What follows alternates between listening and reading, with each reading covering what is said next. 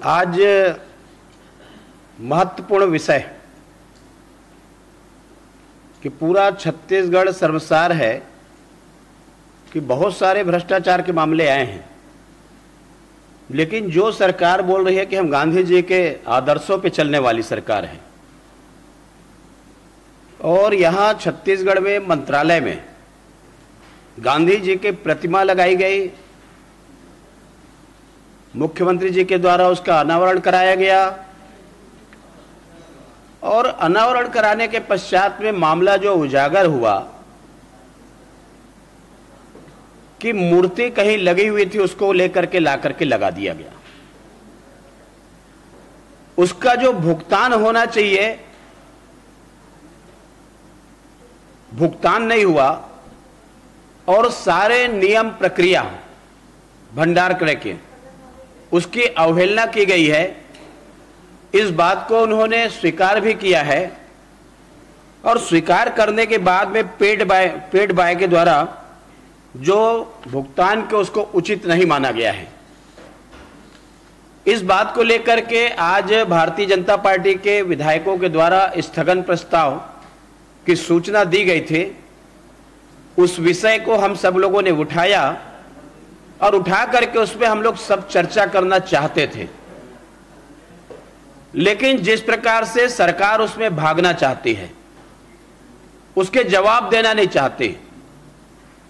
अरे बाकी जगह तो भ्रष्टाचार है, वो समझ में आता है, लेकिन गांधी जी के ऊपर भ्रष्टाचार।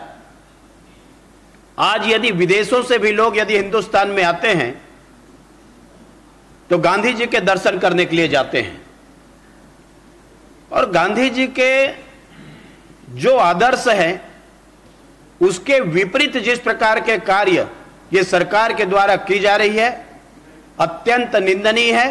हम लोग चाहते थे कि उस पर चर्चा हो और विस्तार से उसमें अपन बात रखेंगे, उसकी जांच होनी चाहिए, कार्रवाई होनी चाहिए, लेकिन जिस प्रकार से उसको बचाने का प्रयास इस सरकार के द्वारा की जा रही है। जब हंगामा हुआ तो कार्रवाई 5 मिनट के लिए स्थगित हुई, और हम चाहते हैं कि जिस प्रकार से मामला आया है उसमें पूरी की पूरी उसकी जांच होनी चाहिए। कम से कम भ्रष्टाचार में गांधी जी को तो छोड़ना चाहिए, गांधी जी को तो बख्शना चाहिए। उनको भी ये सरकार नहीं बख्श रही है, तो सोचिए प्रदेश में भ्रष्टाचार के क्या आलम है, क्या स्थिति है। और इस बात को लेकर के आज न केवल छत्तीसगढ़ में, पूरे हिंदुस्तान में चर्चा का विषय बना हुआ है कि ऐसे राष्ट्रपिता महात्मा गांधी जी के नाम पर जिस प्रकार से उनको भ्रष्टाचार, और जिस प्रकार से उसका गाइडलाइन है मूर्ति स्थापना करने की, कि जिसका पालन किया जाना चाहिए, उन सारे नियमों के इस सरकार के द्वारा अवहेलना की गई है, और इसलिए इस बात को हम लोग विस्तार से रखे थे। गुलाबी गांधी का एक प्रकरण आया था, इस बारे में थोड़ा बताइए, किस विषय को लेकर बात?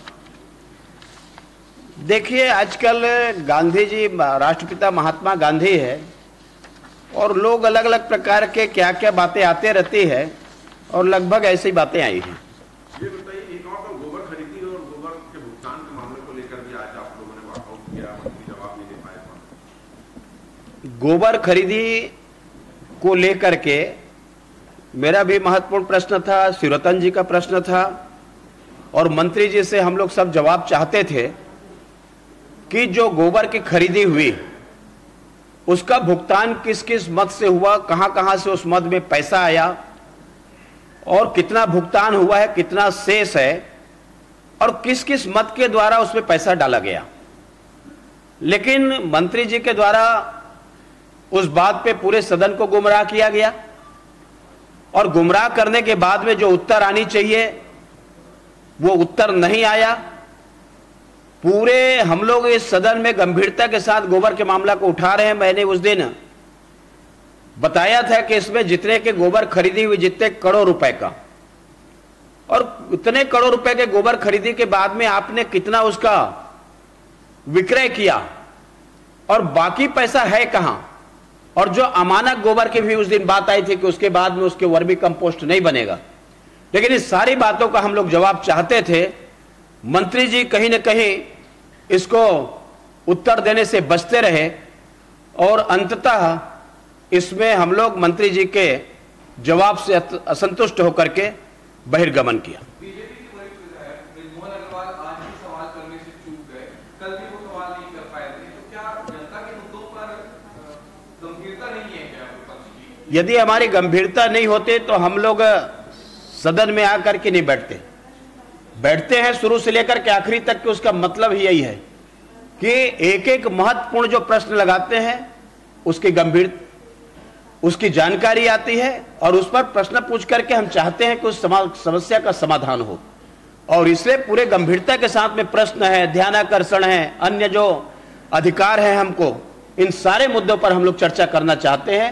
1 मिनट का भी समय हम नहीं चाहते कि उसमें वेस्ट हो, ताकि शासन का जो पैसा भी बचे, उसमें जो खर्च हुआ है, और पूरे उत्तर आए, जिससे छत्तीसगढ़ के जनता को देख रहे हैं उसको देखने का अवसर भी मिले, और जो समस्या है उस समस्या का निदान भी हो, और यदि करप्शन हुआ है तो उसमें कार्रवाई भी हो। देखिए, हम लोग सामान्यतया सबको निर्देशित किए हुए हैं और सब लोग अनुभवी हैं, कोई नए नहीं हैं, लगभग समय पे सब पहुंच जाते हैं।